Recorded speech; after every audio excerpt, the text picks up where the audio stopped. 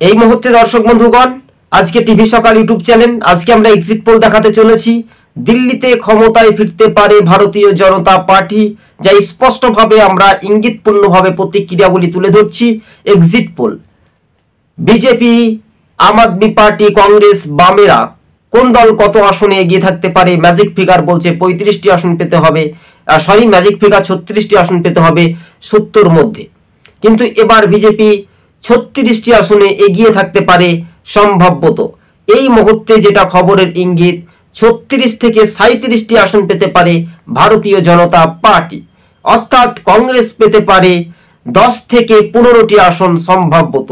কিন্তু এই যে রাজনৈতিক চিত্রগুলো, এবং বামেরা কোনো আসনে কি খাতা খুলতে পারে? বামেরা খুব জোর হলে একটি আসন পেতে পারে, অর্থাৎ চিত্রটা বলছে আপ পার্টি খুব জোর হলে তারা কিন্তু ধারে কাছে পৌঁছাতে পারছে না।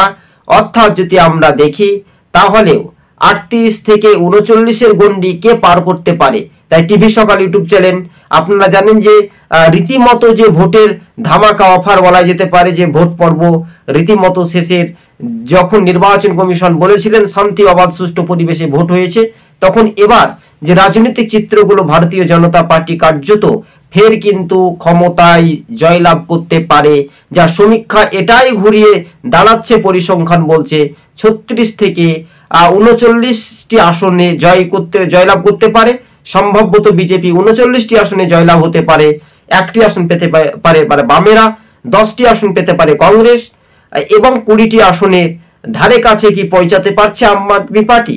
এবার 39-10, 39-1 অর্থাৎ 40 আর 20, 50-60, 10টি আসন পেতে পারে কি কংগ্রেস।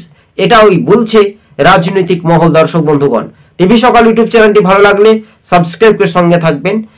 অর্থাৎ দিল্লিতে যখন ভোট হয়েছে শান্তি অবাধ সুষ্ঠু পরিবেশে, কোনো রকমের অপ্রীতিকর ঘটনা ঘটেনি। এই পর্যন্ত আপনাদের সঙ্গে আমরা চ্যানেলটি তুলে ধরেছি। ধন্যবাদ।